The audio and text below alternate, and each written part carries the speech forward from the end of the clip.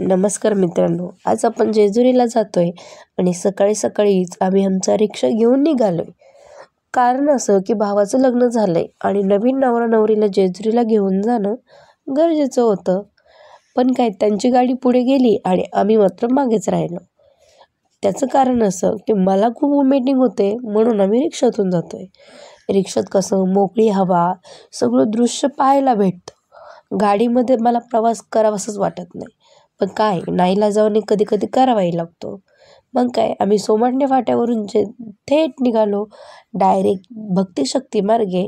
भक्तिशक्तीचं garden सगळ्यांना माहीत असेल. आम्ही सोमाटण्यावरून देवरोड नंतर निगडीमध्ये, निगडीतून आम्ही पिंपरी चिंचवड मार्गे. हे बघा पुन्हा गेट दिसतं तुम्हाला निगडीचं, बघून घ्या.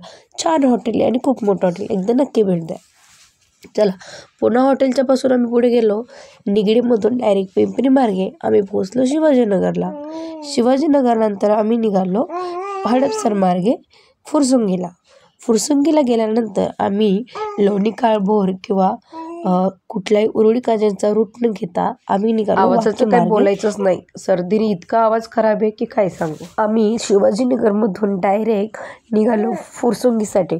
फुरसुंगीला गेल्यावर आम्ही वाकी मार्गे डायरेक्टली दिव्याघाटाच्या पायथ्याशी पोहोचलो. पण खरं तर पुण्यातून जायला प्रामुख्याने 3 रूट पडतात. एक म्हणजे कात्रज बायपास मार्गे डायरेक्ट दिव्याघाटाच्या पायथ्याशी जाऊ शकता, किंवा दुसरा उरुळी कांचन मार्गे आपण डायरेक्ट दिव्याघाटाच्या पुढच्या बाजूला अगदी सासवडच्या अलीकडंच निघतो.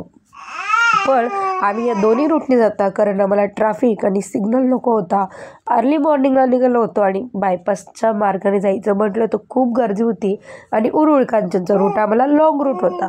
त्यामुळे आम्ही मधला मार्ग निवडला आणि फुरसुंगी मार्गे डायरेक्ट पोहोचलो दिव्याघाटाच्या पायथ्याशी. दिव्याघाट तुम्ही आता बघतायच, दिव्याघाट झालाय सुरू आणि आमची रिक्षा जोरात पळते. बघा पोहोचलो जेजुरीला. हे बघा भावाचं नवीन लग्न झालंय.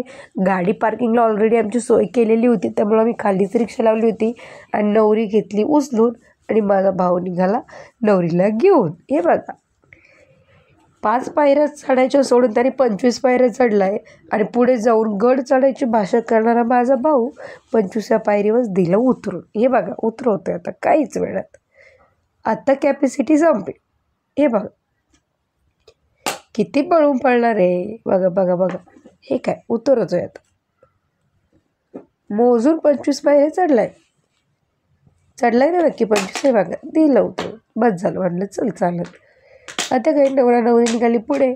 आमचं काही व्हिडिओ मी शूट करत होते त्यामुळं विषय असा झाला की माझं तोंड कुठे दिसलंच नाही. बघा आता मी माझ्या हजबंडकडं दिला मोबाईल, तेव्हा माझं कुठेतरी 2-4 सेकंदाचं तोंड दिसलं. बघा मस्त जेजुरीचा गड, कन्यारायाच्या दर्शनाला आपण आलो आहे. बघा की सुंदर. या बायका बघा बेल भंडार विकणारे, किंवा गडाचा स्लोप एवढा खतरनाक होता माझ्या पायातच गोळे आले. गड चढता असं नको असं झालं होतं. पण काय दर्शनाची आस लागली होती. मग काय आम्ही दनादन वरती निघालो. हे बघा कसे पटापटा पटापटा पळतोय. मस्त इतकी नाही वाजंत्री, वा वा वा. नाही बघा बघा मी बघा आपली भूक लागली होती. उपास मला थोडी होता, नवीन नवरा नवरीला होता. मग काय मी खाते पोंगे. हे काय पोंगे खात बसले. नंतर आम्ही दिवटीला तेल घातलं आणि दिवटीच्या पाया पडले. पाय पडून झाल्यानंतर आम्ही निघालो फेर मारायला. बघा इकडून गेलो डाव्या साईडने आणि उजव्या साईडने येतोय मी आता मंदिराच्या.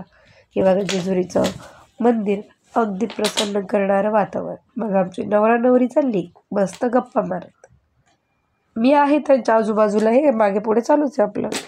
ऑप्शन काय, आता सध्या त्यांचे दिवस आहेत आपले नाही म्हणून. मग काय देवदर्शन घेता घेता बघा कशा गप्पा रंगल्यात आमच्या. सुंदर. म्हणजे एकदा जेजुरीला नक्की भेट द्या.